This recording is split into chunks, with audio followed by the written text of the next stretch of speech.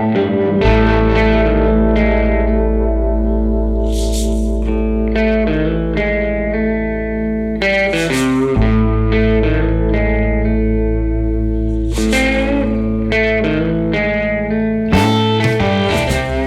and welcome to Say It With Guitars. I'm your host, Pete Cornelius. Each episode, I'll be digging deep and getting to hang with some of Australia's finest guitar pickers, songwriters, producers, collectors, and makers. I look forward to bringing you these fun conversations, and I hope you enjoy Say It With Guitars. G'day, friends. Welcome to another episode. We're chipping through them, folks. There's still quite a few conversations to come, folks. So, hope you enjoy the season so far. It's been a great few weeks here of school holidays. Lots of kids at home running around, having a good time. Times at the shack, getting to hang out with some friends. We went camping as well, which is a great time to let all the kids do their thing, catch some fish, eat food cooked off a fire. Yeah, it's been a magic couple of weeks. Not that many shows, a couple here and there, but nothing too serious, which is a nice little work-life balance. But there is a particular show I want to let you know about, folks. We're doing a gig in the Ulverston RSC, and that's with Licia Louise as well. She's going to be down here in Tasmania doing some shows on her first little run down here. So yeah, if you're out and about looking for something to do, and it's going to be October the Saturday, the 25th. So today's guest, folks, Shane Nicholson, doesn't need any introduction. He's a household name here in Australia, and he's been writing great songs for a long time. And yeah, listen to his music, folks, and you can tell why. It was really nice to sit around his kitchen table and have a chat, and hope you enjoy it. Before we crack into today's show, I'd love to shout out to our Season 4 sponsors, Tarrant Guitars and Top Shelf Guitars, the custom workshop of award-winning luthier Billy Tarrant on the northwest coast of Tasmania. Uses locally and internationally sourced solid tone woods to create a wide range of custom guitars, including acoustic, electric, lap steel guitars and specialty instruments, showcasing his passion for superior tone and structural integrity. Tassie's one-stop custom workshop for custom-made guitars, all guitar repairs and services. Check out tarrantguitars.net.au. Top Shelf Instruments specialises in used and vintage guitars, pedals and amps, shipping worldwide from Hobart, Tasmania, Australia. We love helping players land exceptional instruments for manageable dollars, and guitars from Japan hold a special place in our hearts. New old guitars hit the website almost daily, so head on over to the website for this week's weird and wonderful offerings. topshelfinstruments.com.au.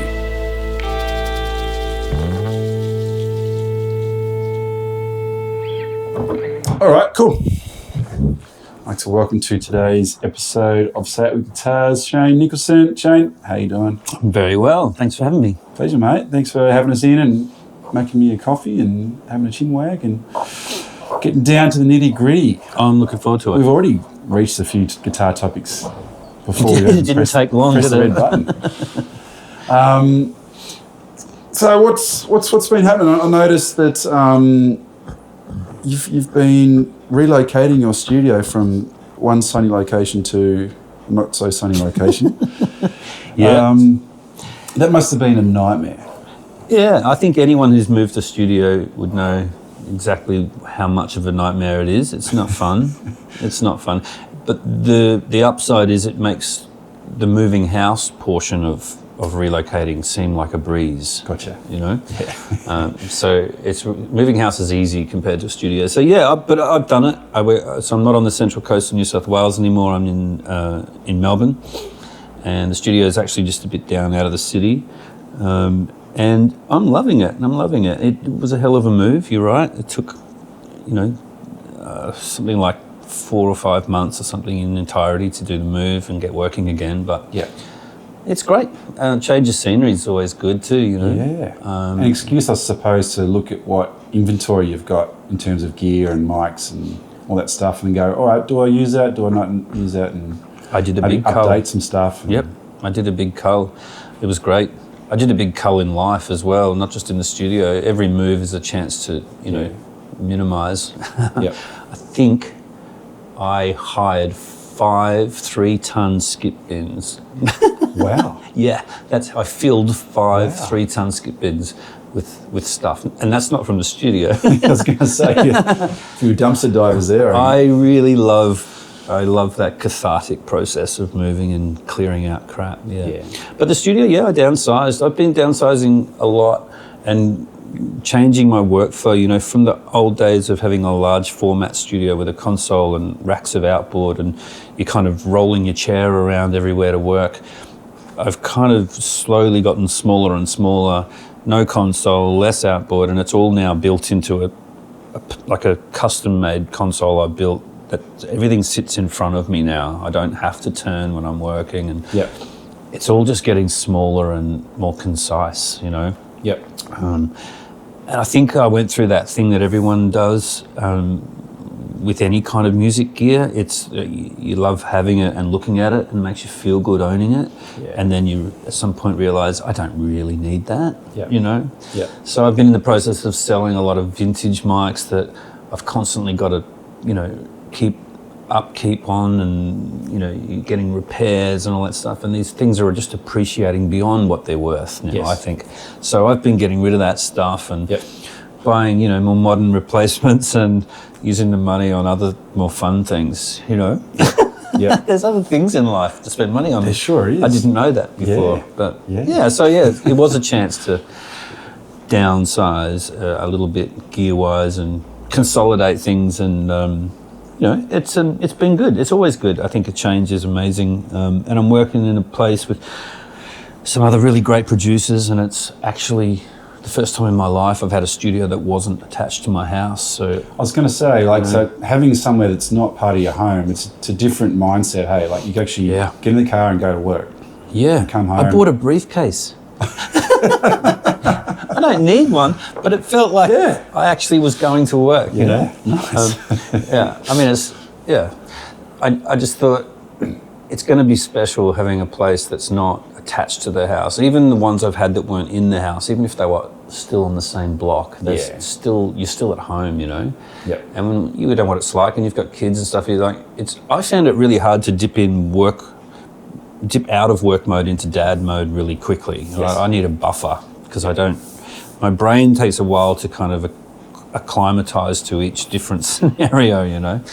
So now, driving for 50 minutes, an hour or something from the studio, it kind of gives me that chance to forget about work for the day and be ready for home. Prepare for that different environment. I've always found the same thing with gigs as well, like just that travel time to and from gives you time to like prepare from one situation to another and get things in order. I think it's a good, you know, at least half an hour to an hour. I think it's fantastic. I've found it really good. I mean, I do end up dictating emails and listening to client demos and stuff, but it still saves me doing it at home. And like, you know, listening to a demo mix in the car, you know, car's a big reference. I listen to mixes all the time in the car, and I found it really good. And look, there's other, you know, lifestyle reasons that we're enjoying living here. We've got a little boy and he's closer to family here and stuff. So there's other reasons to be here that that also make it worthwhile. You know, it's not just the absolutely. Not just my music side and the career side, my studio or whatever. That was the last consideration because technically I can do it anywhere. You know. I don't need to be anywhere in particular to do what I do.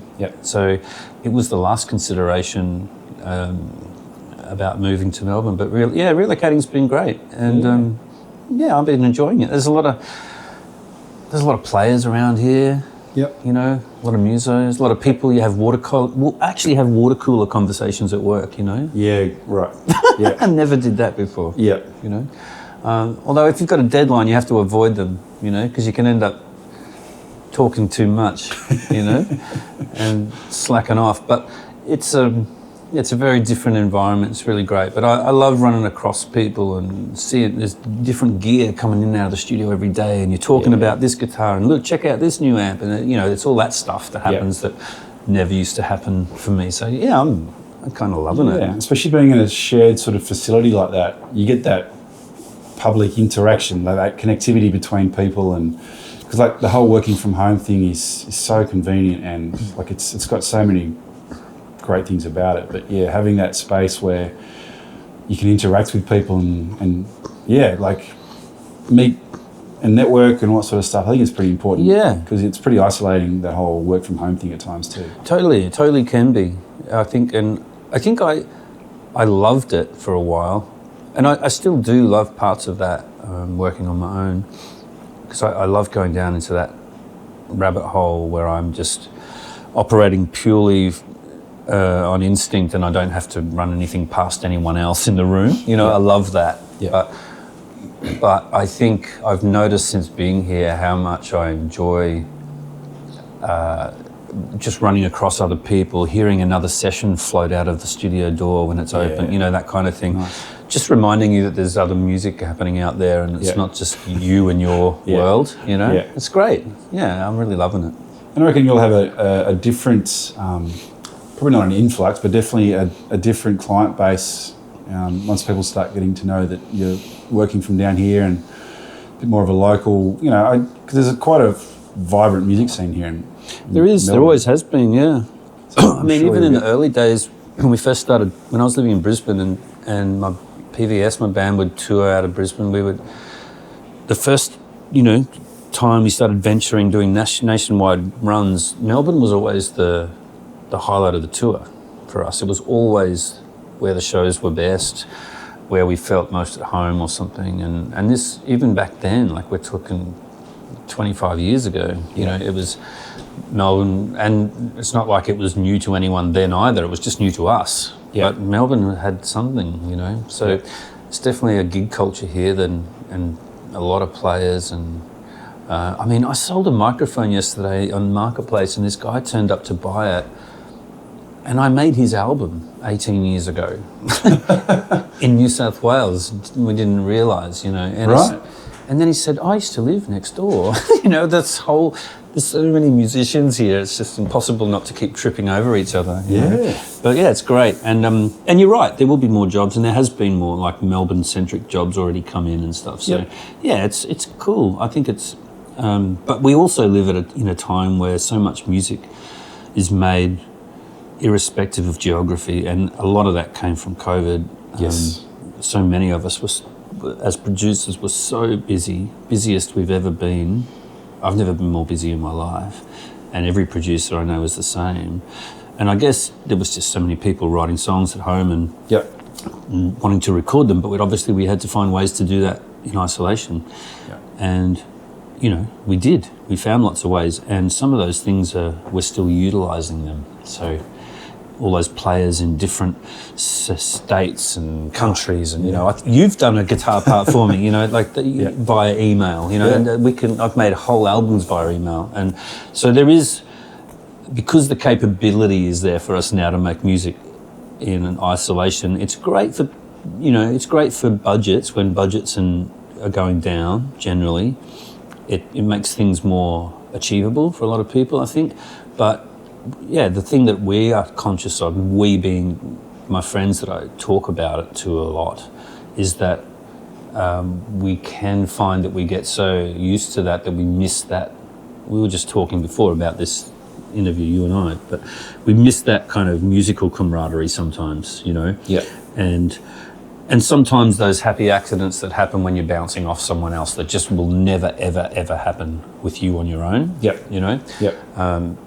Because it's instigated by two people, by two different personalities being in one place at the same time. Yep. And there's something very special about that and important to music, and it's very easy to make music the easy way now.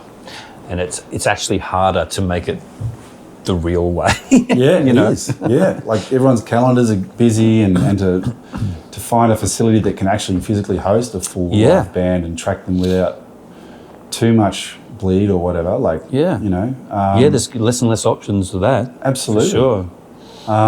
And everyone wants control now because we are used to having that isolated instrumental, sound. I did a session with some friends in Hobart recently, and they're like, oh, let's all just play in one room, all of us. We'll even sing live. I was like, wow. This is how cool. This is an unheard of scenario. Yeah. And it turned out great, and there's such a vibe, and things just went, in their own direction, like you said, places that you wouldn't have gone if it had been like layer by layer. Yeah. So I think that's such a, I don't know. There's so much great things about both scenarios, hey?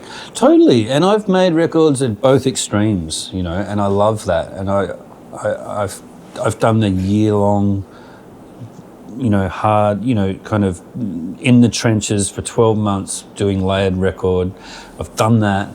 I wouldn't do it again, but I'm glad I did it. Yeah. But then I've done the 3 days, 15 songs live. Yep. Everything, vocal, the whole Yep. bit. We've done, Casey and I did all those records that way, and I did a couple of solo records that way, and they're the two extremes, and yeah, you cannot make the other record by doing it the other way. Like they're mutually exclusive. Yes. Yes. And they're such different experiences. Yeah. But I wouldn't trade them at all. And that's one thing I notice now is a lot of the clients I've had, new clients who because of the way the industry's going, and they, I can't justify a new artist spending 20, 30, 40 grand making a record anymore, because there's not, it's just unjustified. It's not justifiable, But for them to have that experience that you had, 20, 30 years ago, they'd have to spend that now, But having, anyway, I guess to illustrate the point, most of the, clients I have who are new clients have never had that experience of being in the studio with a whole live band and hearing their song come to life instantaneously in that moment. Yeah. It's more of a piecemeal kind of process now. But I had a client recently who I've made 5 records for, right? And his 5th record, he said, look, I know it's not going to be worth it. It's not feasible, but I want that experience. And so he spent triple what he would normally spend on a record just to have the band, you know. And he had all the best of the best. James Gillard and Ollie was there. The whole, it was just incredible. And he had the experience, and he knew that he was spending too much, but he just wanted that. You can't replace that feeling in the room. Yeah. When your song's just like instantly where you want it to be without massaging for 100 hours. Yeah. You just get the players. And look, it's hard to justify these days because we can make music so much cheaper than we used to. So why would you not? Yeah. Yeah. And that's the reason why not, Yeah. But even on a small scale, sometimes we miss that. I just like getting a guitar player to come in and sit behind you for a day, and I used to have that with Glenn Hanna a lot. He would always come and do a whole day at the studio sitting behind me, and he was the one that was always on a record, because I'd always have a drummer come in and then no one, and then Glenn and then no one, and I would do everything else. So it would just be a drummer and Glenn that I would see in the course of a record, and I had so many days of Glenn playing behind me, and every time he came in for a session, I'd have to buy another pedal or something, because he'd have something new, and then I'd have to get it. And it's a slippery slope. Yeah. But it's also a great way to learn. Oh, sure. Yes. Rather than getting Glenn to send you files, watch him play it. Yeah. It's a great way to learn and absolutely and be part of the process. And I think that's the part of production that I miss when we're doing this isolated work more, is that just that collaborative nature of it, where you get to say, oh, what about this? What about that? Oh, I love that. Yeah. Let's go back and, being in that moment and being part of it, I think creates something that you just can't do on your own, And that does create, it spurs creativity. Like if someone goes, oh, let's try and maybe put the mic off access, or we'll get more of a room sound for this one, or we'll put a tremolo on for this part. And then they play to that, and you're both interacting. And it's so exciting because you don't get that from just someone going, oh, I think this is how it should go, and you play it and you get it in the email, and that's exactly. And by the time you sort of want to email back and go, oh, maybe try this and do this, or alter this section, you've sort of like reset your setup for the next song or whatever, and you can't recall things as easily. So it's I mean, there's good and bad. 100%. There's good and bad. And in some cases, it makes it possible for people to make music that in other situations may not be able to. So in some ways, it's great. 100%, yeah. The access to technology now. And access to players. Like there's a guy, I can't think of his name right at the top of my head, but he's from around Bega area. He's worked with like Keltner, Larry Taylor on bass, and I think Mark Rebo's done guitar parts for him. Heath Cullen, his name is. Oh, yes, you know Heath? I know Heath. Yeah, right. Yeah. So you see, the credits on his album, it's like, oh my God. Yeah, wow. This is the dream team, like beyond dreams. It's like, But I think he's flown over and worked with these people. So this is a pretty different scenario altogether. But yeah, just to have the ability to have some of those people that you see on every other record go, I'd love to have them on my track. Why not? Absolutely. Send an email. Oh, totally. It was always my dream to have Greg Lease playing on a record. And I did, It was amazing. I actually had him booked to come out here, to fly out here to make my Bad Machines record. That would have been like 2009 or something. Okay. And he got really sick and couldn't fly in the end, so we had to make the record without him.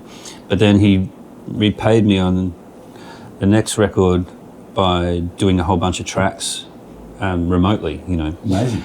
And it's you get a track from Greg Lease and you just turn it up and play and the whole thing. Yeah. You don't cut anything out or it's just he's my hero, Such a legend, isn't he? It's really, really special, and things like that couldn't have happened years ago. It's pretty special that you can do that stuff now. Yeah. It is. It's quite. I remember. I must have been for my first album that I made. We recorded it on 8-track, like a 1/4-inch, like a real cheap. It was fun. I think it was a Fostex R8. As the model. And I flew to Melbourne with the machine under my arm and all the tapes and everything. We got it mixed on Martin Street at Chris Thompson's studio. He used to work at the ABC. I remember him. Yeah, he recorded one of my first singles. Yeah, right. Because we recorded some stuff with him on the South Bank ABC studio. I know we just didn't. I think we just weren't used to that studio environment and in all the bells and whistles. So we ended up making the record at home and then getting him to mix it. I remember catching the plane with the amazing and the reels, and then that was that's just it seems like a it seems like another world, doesn't it? That man. I still have 2-inch reels from my first record from England underneath. 2-inch. Yeah, about 8 of them. Under my bed at my parents' house in Queensland. I remember getting them off the label because I needed to do some live tapes or something. Okay. They never even asked for them back. It's weirdly, it's like, isn't that your asset? They spent so much money on, but they're still just they'd be ruined now, laying on their side underneath the bed. They're all flaky. But I had to get 8 of these 2-inch reels sent so that I could make some, live intro tapes or backing tapes or something. I can't remember what it was, but this courier van turns up with boxes and boxes of, it's just so foreign now to think of that. Absolutely. It'd just be a Dropbox folder now. That's right. So you mentioned pedals before. When Glenn came around, you'd have to get a new pedal. You've been making pedals too. I noticed there's a few getting around the place. What inspired you to do that? Just a bit of extra hustle on the side, or just more interest, brain? It was weirdly, I think it was a hobby. Just a bit of an interest. I don't even know what sparked my interest, to be honest, at the start. But it was, the reason I stuck with it was it was a really great form of mindfulness. Yes. Because it takes so much focus and concentration, and I didn't have anything else in my life that I did that, and so I've always suffered from my overactive brain, and so when I'm not working, I'm still working. My brain just can't stop. And I found that by doing that, it just concentrated all my thought into one thing for a while, and I didn't stopped worrying about everything else. So, and a pedal, you can make a pedal in an hour, so it's a good amount of time to just concentrate on something and really focus and then come out of it. It's almost like a bit of a trance, you know? Yeah. And that's what got me addicted to it, you know? Yeah. And when I found out that, you know, there's not that much to it. And I mean, there's varying degrees of it, obviously, and there's some really complicated pedals. But when I found out how simple some of them are and how cheaply you can make these things and how much we're getting rorted, and not that we're actually getting rorted, because people have a lot of overheads to make these things, you know, they've got companies and employees to pay, and I get it, you know. But, you know, there's pedals that Glenn had on his board that he paid $500 for. I would clone it and give it to him, and he would say, look, I have to say that the one I paid $500 for, that's got to be better. His ears wouldn't let him. They said they're identical, and because they actually are identical, you can make them part for part, you know. And then he would say, "It's so close though, it's pretty good." And I'd say, "Well, it cost me $18 to make that." Including all of the knobs and everything, you know, like it's ridiculous. So that's how it started. I made Glenn some pedals, I made Jeremy some pedals, I made Brendan. So the guys in my band or my pedals. And yeah, Kath's got a few, and then a few people started seeing it. I've never sold one. I just make them and send them to people, you know, for fun.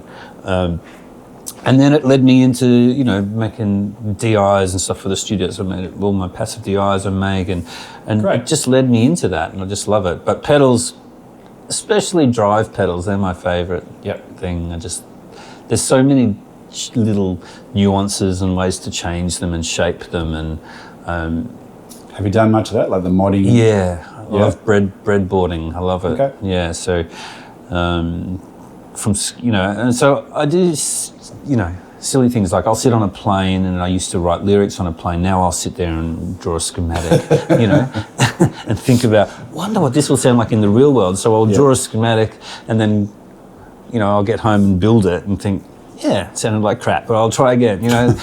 But I love it's just a fun kind of hobby, I guess. Is it just experimental, or you got some technical backgrounds? There's actually some building blocks that are really easy to understand, and actually almost any guitarist could build their own pedal. There's so many simple ones that you could do to understand the concepts, and then there's some basic building blocks that are pretty much the same in the majority of you know, a drive pedal or a you know, distortion pedal. And then it's sort of those blocks or those little parts of the circuits that how they interact is where you can kind of tweak it. And you know, there's certain pedals that are that we all buy that are actually almost identical from two different companies, you know. And some of them might just have one or two things that are different, but it could make a big deal, could make a big difference, you know. And that's what I like, is that little, just that little, like, there's no real right and wrong way, although there is, but then there's not, and then you can totally fuck with things, and you know, you can do the wrong. There's some companies, you know, Death by Audio or something, they make some crazy ass pedals. Like they do weird things with the electronics that you know, that you think, whoa, why are you doing that?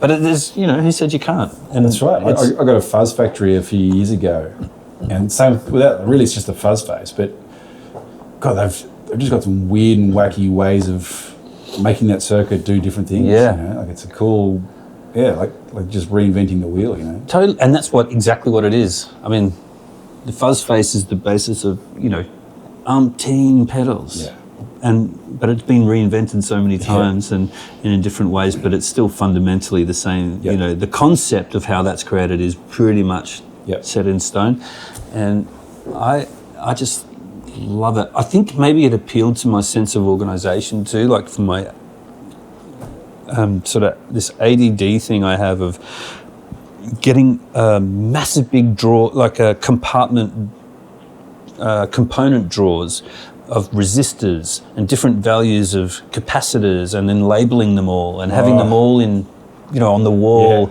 It's like, it's just this sense of order that I just thrive on, and it just appeals to me so much. And then, you can make a circuit, an easy circuit in an hour or so, and then you box it up and you've got this pedal, and it's like it appeals to that creative side of me too. Like you make something that didn't exist, and then it exists. That's why I make music. It's the whole thing. I like making. And then you can watch the way that someone else interacts with it and what they do with it. And totally. Yeah, and it's cool. I think, and then I started having to get better at actually doing things like quality control, which I didn't care about because people started using, like mates were using them on stage, but then I'd think, and then jacks would fall off or something. I'd think, okay, I've got to actually think about this thing lasting and not just sounding good. But that doesn't interest me as much. It's just the circuit, But that's how I got into it. I love it, and it led me into all sorts of. I mean, it's totally handy for the studio environment too. Like you said, making some DIs and like I suppose patch bays and boring stuff like that. Like you all just that like stuff. soldered all those up. I've been repairing my own rack gear and stuff now, and within reason. But old stuff that's got old school components, new capacitors and stuff. Yeah, like you can recap stuff yourself, and so it's good. It's kind of it's a really nice little hobby, and I think so many guitarists would benefit from it. You know how they say that there's this saying, every guitarist should build their own guitar once or something? There's that saying. Every electric guitar player should build a pedal and just realise how easy it is and how, it's just it's such a good feeling to make your own pedal and plug in through it and then have it make your amp go. It's really cool. It's pretty satisfying. I've done the Keeley mods in like a blues driver and tube screamers and stuff like that. And that's been pretty fun. But I'd love to start from scratch. Go, all right, cool. Here's a Lightspeed or whatever, or a Nobles. Well, there you go. That's a perfect example. Lightspeed is a really easy pedal to make. Is it really? Okay. But a Nobel's really complicated. Is it? Right. They don't sound, they don't sound the same, but it's surprising that's what I love about it. It's surprising just how different they are. That Nobel's, I've made more of them than any other pedal because everybody wanted one when I started doing it. So everyone I knew was asking for a Nobel's. And there's a lot of components in that. Interesting. German, such great engineering. It's so much filtering going on in that. But then the Lightspeed, it's got, half a, it's really simple pedal. But it's what I use on my board. It's my always on pedal. Like I can't live without it. Yeah. But it's so simple. But it does actually have, like if you are going to A/B them, it does have more of an open, natural, transparent. Amazing how it does too. So maybe that's just part of having less circuitry. Could be, I don't know. It's my always on, and Jeremy, I made Jez one, and he just doesn't live without it now. But that's what I started making: Lightspeeds, Jan Rays, that kind of stuff. Oh yeah. I think the Vemuran Jan Ray was the first pedal I made, and that's because I wanted to show Glenn that I could make it as good as the one he bought. It's so expensive. Yeah, make one for $15 and go, there you go, Glenn. Close your eyes. Yeah, you have to close your eyes. That's the thing. Yeah. And you've been making guitars too, have you? Not necessarily from not scratch, anything serious. Bits. Yeah, I've made a whole bunch of those. I guess they call them parts casters or something, don't they? Yeah. I just source bits. Yeah, I've made some of my favourite Strats. I've made a couple of tellies. Jeremy's telly that he plays on tour I put together out of bits, but all really good bits, right? And then the Strats are what I've made the most of. I've made about 4 of them, and I've kept them all. I don't sell them or anything. I just make them for what I want, what I need, and but I source all bits from everywhere, all around the place, and fairly considered. Which parts I use and stuff, and one of them I even made was all kind of, age appropriate and like a era appropriate, and sourced all the parts from overseas. It took me 6 months to find it all, but some of them it's just for fun, and if I wanted a Strat that was set up for slide, so I built a Strat out of pieces so that I could just have it set up for that, stuff like that. It's sort of what you need. I build them on a what I need basis. Great. And I built, slides, cigar box slides and shit like that. Out of like tins and Yeah. Stuff. Yeah. And like you said, like with the mental escape with making pedals, it's the same sort of thing for putting guitars together, because you can think about the direction you want to go in and what parts you might need for that. Yeah. And then like obviously putting it together and like maybe routing cavities out, or just like doing simple electronic work, and it's a pretty satisfying. It is satisfying. Once all your bits line up, you got your neck all nice and profiled, and your actions are right. And it's nothing compared. I would love to watch a luthier really work one day, and I always wanted to do that with I have a lot of DeGrucci guitars. Brian DeGrucci made a whole bunch of guitars that I bought off him. And he was a good friend of mine, and I always wanted to go and watch him work, but he never let anyone, He was sort of he was, I miss him to death, but he was the grumpiest bugger in the world. He just, and he never had an apprentice that came and learnt his craft from him, because he just could never not fire anyone, long enough for them to learn. He was just so cantankerous, I guess, but... I always wanted to go and watch him build a guitar, and he's just built some of the most phenomenal instruments, and some of them so different, and he was always up for a challenge, Can you build this? Can you build that? And he would try, But he was also a perfectionist. If he didn't like it, he would bin it or splinter it up into firewood, because he didn't want anyone to have it. Wow. So he's splintered his name on it. Yeah, there's a few that he's got that he wouldn't put his name on. Actually, the mandolin that Bill Chambers still plays to this day, and that we used on all of our records, Casey's records, it's the mandolin we record with by choice all the time. Bill found that in the bin in Gruch's workshop. And had a big argument with him over taking it, and Gruch's like, no one's allowed it. And it was just because something on the finish wasn't right. And it sounds awesome. It's the best mandolin I've ever played, especially for rhythm. The way it blooms, there's something about it. And I've recorded that so many times, and it was in the bin to be splintered, And he just kind of fortuitously walked in and picked it up. But that's the story of Gruch, He was always like that. But, what a legend. But those real luthiers. Yeah. I'm in awe of them, man. They're just so incredible what they can do. And I guess that forward vision too, because you've got just a slab of wood or a slab of parts. True. And to think about the way that's all going to interact with each other, and then thinking about. Yeah, like every step of the line, and thinking of the end product before you even start. And I'm a big, you're right. And I'm a big fan of what, our mate Sam Hawksley's doing in Nashville. The rubber bridge guitars. Yeah. Well, which wasn't his initially, he's gone into the rubber bridge now, but his whole thing was really just resurrecting old, Harmony Stellas and stuff that he found. Yep. And I had a few of them, because when I used to tour America a lot, that was the thing. You could buy them for $200, $150, and they weren't always in the best shape, but you put a nut raiser on it and you got an awesome slide guitar. So I had two of them from the States from when I was on tour. You'd see them for $150 or whatever, and you'd buy them, bring them home,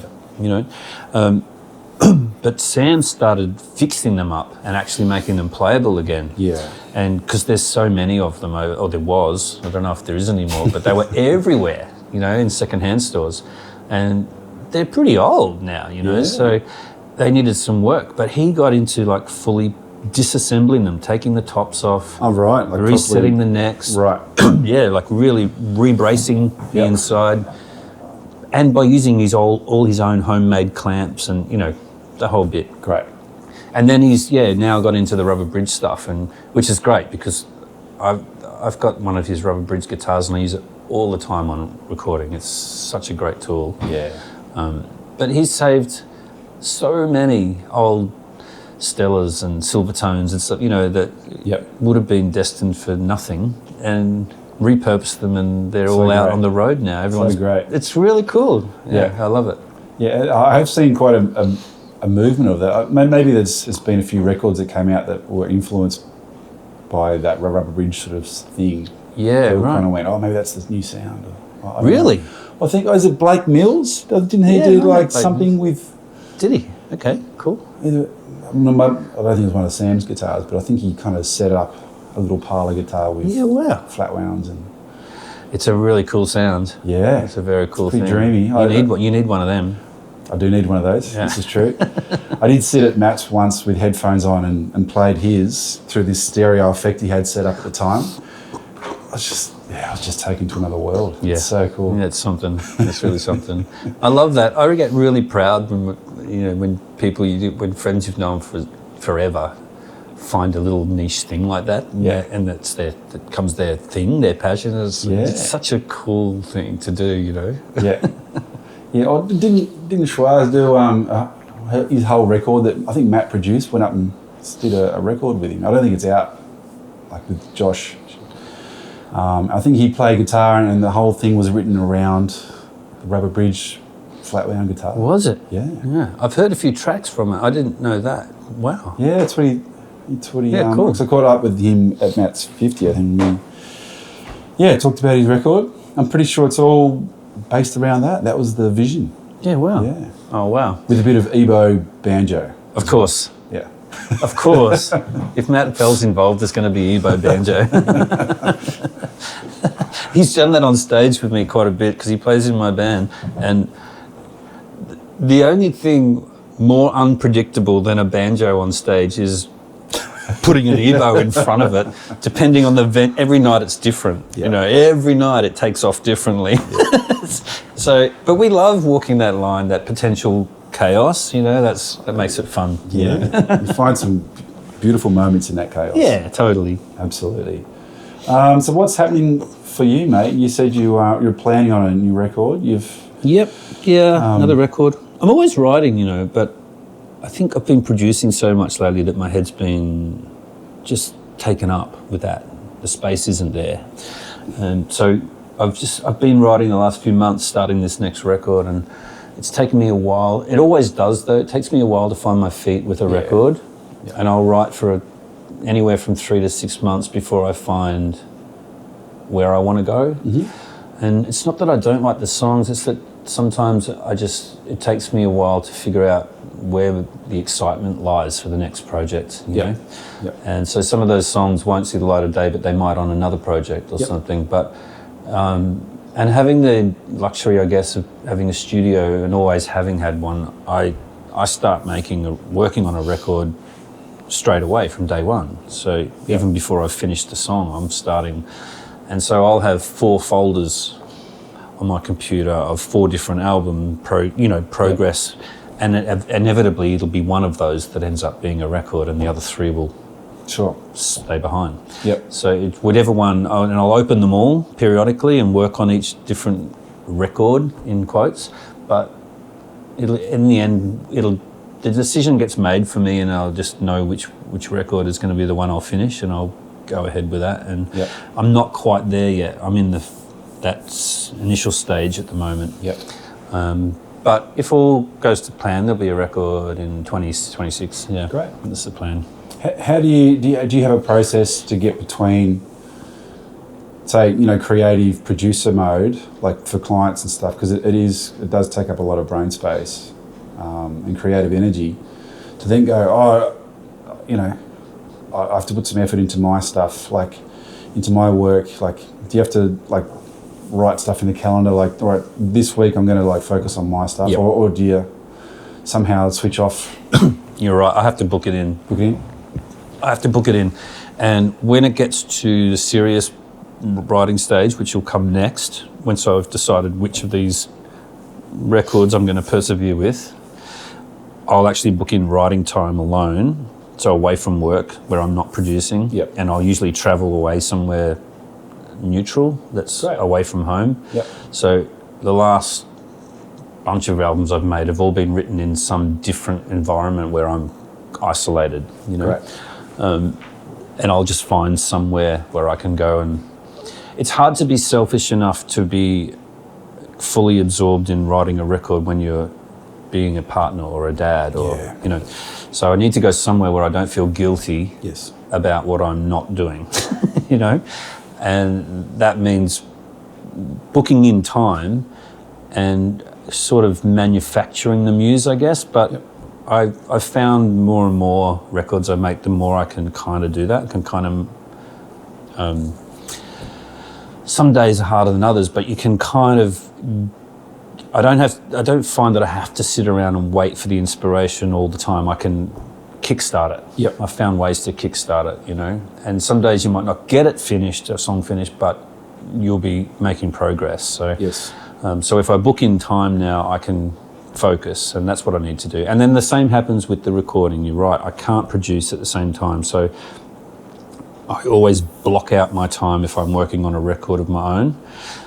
If I'm getting someone else to produce it, which is what I did with Matt on a few of my recent records.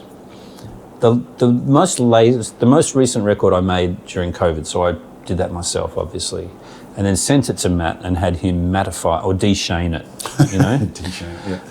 But the two previous to that, I actually got Matt to produce because I'd been producing so much. I was so kind of tired of being the science guy. Yep. I just wanted to be an artist. Yep. And so I handed over control to Matt, and I just played the artist. I just sat at the back of the room, and so that was, the Hell Breaks Loose record and Love and Blood, they're both done like that, where I let Matt kind of steer the ship. And I've never been able to do that before because I've never had a producer I felt that in tune with or trusted, or we have such similar tastes, and I'm pretty sure he's never going to do anything I'm not going to like, you know. Yep.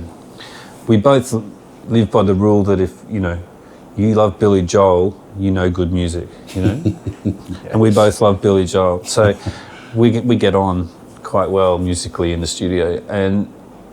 But if I've got him producing a record, that's fine. I can still produce other records. I can come home and work on someone else's record. Sure. But if I'm producing myself, like I was on Living in Colour, the latest record, I could not do that with someone. I just had to block everything out and think only of my record.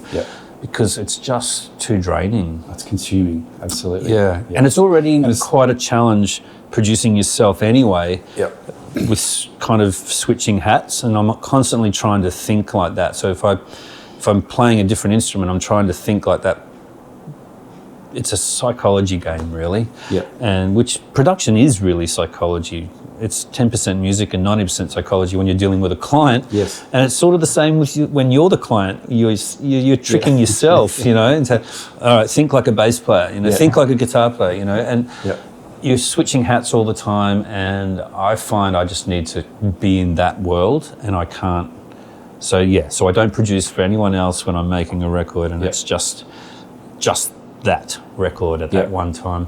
But but when I'm not making a record, when I'm producing for other people, at the moment I've got 3 different albums on the go, and I find that jumping from project to project is actually a positive. It helps me. It gives me reset. Perspective, objectivity. Tomorrow I'll work on a different record than I was working on today, and then I'll, you know, leapfrog from one to the other. Great. And it's a great way to work, but I just can't put mine in that mix. It doesn't gel or something. So when comes to mine, I just focus on that. But I don't spend 12 months on a record anymore, like, you know, I may have in the time, but I also, it's been a long time since I've made one of those 3 or 4 day records live in the studio as well. You know? Haven't. But there was a time and a place for that, and it was a specific sound going for those records. And I find that the nature of the record you're trying to make is what, for me, dictates how I make it and who I make it with. And, So I don't plan it too much until I'm out of this phase that I'm at now, where I'm finding the record I want to make. And once I find that record, then those decisions sort of get made for you in a way. You know? They kind of choose themselves in a way to sort of like dictate the direction and the people you want to work with. And very much. I mean, I've still got those things in the back of my mind that people I'd love to work with one day that I haven't yet, and that kind of thing, but I don't go out and purposefully write a record to create a platform that would work for that person. And, you know, if it works, it works, you know. I'd love to work with Kieran Kane one day. He's been such a massive influence on, like, for me for so long. and Kevin Welsh, and he actually lives in Australia and down here in Melbourne, in Victoria. I think he'd been doing shows with Heath Cohen too. Yeah. That's where I saw he him has. recently, Yeah. Well, the music that he made together with Kieran Kane is like pretty much, that was the whole inspiration behind the Rattle and Bones project. It was Kieran Kane and Kevin Welsh. Right. And if you listen to the Rattle and Bones record now with that in mind, it all makes sense. I was getting a lot of like Buddy Miller and Julie. Well, there was that too, obviously, a lot of that. But a lot of the sound of that really came from the way that they record. And we actually did ask Kieran to, I think, produce that record, and he was going to at one point. Something happened, I can't remember, but I have talked to Kieran about that in the past, about working together, and it is on the cards. It's not the kind of thing you would just orchestrate. I think if a bunch of songs came up that lent themselves to that, that's definitely something I'd like to tick off one day. Yeah. But it's just the songs that come, it always comes from the songs, and once I get that direction going and I get a bunch of songs, you're right, it'll steer itself. It steers itself. It does. And I like letting it go, because that's the black magic part of it, you know. I like letting it just find its feet, because especially when you're producing yourself, you have to preserve every bit of surprise that you can in a project. Yeah, true. Because you're planning everything, right? Yeah. But you still want to be pleasantly surprised in the process as an artist. Yeah. And you want something to blow you away every now and then, you know? And so I find planning everything to the nth degree counterproductive. You've got to leave some stuff for... You got to leave some happy accidents if you can. Like, if you can somehow generate happy accidents, like, yes, Totally. sometimes... It's why I sent that last record to Matt. I'd finished the record, and I said, you know what? Why don't I send you every track, and you spend like 3 hours on each track. Do whatever you want. Yep. I'll send you the files. You do whatever you want in 3 hours. Yep. And so he would add shit, take shit off, remix, and that is what the finished record is. Because I had a record I was happy with, but I was missing the surprise factor. Yeah. You know, like, hit me with something I wasn't prepared for, you know, and that's what his brief was. Great. And I mean, I want someone to give me that brief. That'd be awesome. Give me a finished record and let me loose on it, you know? That'd be so much fun. It would be so much fun, because all the hard work's done. You just got to massage it's just the fun stuff. So much fun. That would be a treat. Yeah. But you can't do it for yourself. I was too close. So, you know, I find that's great. I've got a good little group of, you know, friends and musical friends, I guess, that I can call on for things like that, and that's great. And you're right, you mentioned Schwa. I mean, Schwa's a massive part of my work, whether it's my records or everything I produce, he's pretty much playing on, and you know, and because we have played together so much, we used so many of his drums on so many records, I know he's playing so well, and it's just so,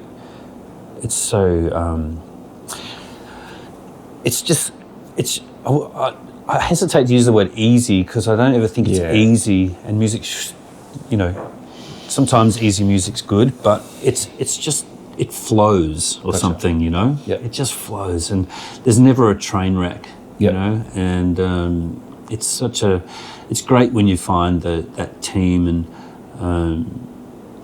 you kind of have a core team, you know. And Glenn Hannon was always part of that team. He was part of that gang of four, you know. And it was criminal how easy or how quickly we got through some of those records of mine that we made, like we would track them live, you know, and all the parts would be working together in the same directions. Like, there'd be no need for communication. I saw when Fanny came down to track drums with Matt, they had a big power outage, and they had to find a studio. So Matt's like, "What are you doing for the next few days?" I was like, "I'm tracking drums by the sound of it." So they went to yours? They came to my house. So I set up the kit, and I set up the mics, made it all comfortable, and I saw those guys work together. They had some, you know, the acoustic guitar demos and stuff. They just built them up. And you see them both have the same, like, snare sound. Yep, great. Cymbal sound. Drum approach, like, drums out here, rolls here. They all had the same idea, and the tracks just got built up so quickly. wasn't easy, like you said. It wasn't like this, oh, she'll be right, sort of like, that's good enough. It was like it's not paint by numbers. They both care really Yeah. deeply about the music. But you could tell that they were both in the same direction all the time. Yeah. Occasionally there was a few like, oh, let's do this, let's do that. Oh, yes or no. But most of the time it was like, yes. Yeah, how It great. was really cool. It is cool. Yeah, and to be a fly on the wall for that, like I had nothing. I was not invested in any of that. Yeah. So I was just helping them facilitate the Yeah. space. So that was a cool little learning curve for me. Yeah, it was wicked. Well, Matt and Schwa together have had that musical conversation relationship longer than, I know Schwa through Matt, so they've had that going on forever. Yeah. They're further down the road than anyone, Yeah. And there's a completely unspoken thing. And so having both of them and Glenn in the band, and Glenn I'd played with at that point since 2002 or something. Yeah. He played on my first solo record. So there was a real, there was just a real collective consciousness, whatever that is, that we had, that we all kind of shared, and there was a lot of unspoken things, and you're right, it was never paint by numbers, but it was, you could push it in all sorts of directions without even, really discussing it. You could kind of intimate it, or you could kind of hint at it with something you're doing, and that's why that band then became my live band after the Hell Breaks Loose record, because we didn't have to rehearse, and I hate rehearsal. Yeah. I'm not a fan. I just find it really boring, and I find the hanging out with my friends part fun. Yeah. But playing songs that I've sung live a billion times, and it's just so fucking boring. Yeah. And once I got that band together, I was so happy. It's like, great, no rehearsal. That's it. Gig. And obviously some rehearsals would be good because we didn't always know how to finish songs or whatever, but it was that chaos again, that potential for chaos is what made it fun. Yeah. And when we have fun, the whole show is fun. Yeah. And no two shows are ever the same because we don't even know what we're going to do. And I kind of love that. And then it progressed even further into me doing, when I was doing more extensive touring, and it would just be Matt and I on the road, and Matt bringing every instrument he could fit into a hockey bag, and we would never rehearse anything. The set list would change every night. I've there's 11 or 12 records of songs there to go back on, so it was always different songs. Right. Half of them you'd never heard. Yep.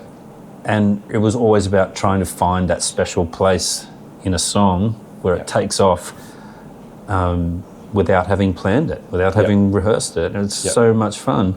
And that way touring is never a grind for me. It's not just performing a show that's well rehearsed. It's the set lists and the same gags, and it's like that just and I mean there's a place for it all, I guess, but what keeps it exciting for me is keeping it exciting. The potential for it to all fall off the rails is really fun. Yeah, oh, it's so much fun. Yeah, I agree. We did a show yesterday, and my bass player flew over from Hobart, but the drummer we used from Melbourne, he's a long-time mate, and he's so good. And we're just calling songs. He's like, all right, cool, let's just go. Great. He had, he had no idea what was going on, but it was just so musical. It's so great, isn't it? It's so exciting, and the crowd knew. They could tell that we were kind of going, like band meeting. Totally. But it's a special thing too, because it doesn't mean you don't know what the hell's going on. It's great when you feel comfortable enough with everyone else that, okay, it's going to work out. Yeah. It may not be polished. We might take a detour here and there, but it's great when you're confident enough in your band or whoever you're playing with to let it go to that point and see what happens. Yeah. And it's never going to be an actual train wreck. No. With musos that good. No. And what it could be, though, is extra amazing every night, because you don't get that from doing the same show every night either. That's right. Those really astro moments where a song just goes somewhere it's never gone before, and everyone's just carried on the magic carpet, It's a fucking great feeling. And that only happens in those shows where you are not fully planned, Yeah. or when the band's prepared to walk off the line, And I love that. I love it. Yeah. and just reading the room and just going with the moment. Yeah, it's a wonderful experience. Yeah, totally. I agree. And it's infectious. The whole room just lights up. I think that feeling just blows out like this big wave across, from the stage. Yeah. If a band feels that, it's like a big wave just goes out across the crowd. I mean, there's no way they can't. There's no way they don't feel that if you're feeling that, because it's transcendent. It's and that's some of the best shows I've seen. They're those moments that that you look at them and think that wasn't planned, or that they might do that solo every night, but I'm pretty sure they don't play it that long, and they don't do whatever it was. They're those transcendent moments that make shows really special. I think. Yeah, I agree. Cool, man. Well, how can people get in touch if they do want to work with yourself on a record? What's the best way? You've got a .com or my name.com. So ShaneNicholson.com. Yep. It's got a contact there. So the studio in Melbourne is Monkey Jump, and there's a link on there to Monkey Jump to email the studio or to me, and that's probably the best way. Or actually, most people get me through Instagram and stuff now. It's changed. Does anyone go to websites anymore? I get so much work through Instagram or Messenger or something. It's crazy. But I mean, so again, there's a billion ways to get to me. Yeah, gotcha. Cool, man. Well, thanks very much for the chat, and look forward to hearing some of the new work you're gonna treat us with when it comes out. Well, thanks for the chat, mate. Thanks for having me. I appreciate it. All right, no worries. Thanks, man. Awesome. Thanks for listening, folks, to another episode of Say It With Guitars. If you enjoyed today's episode, please subscribe to the podcast, share it around to your mates, leave a good review, and hopefully we'll see you next time.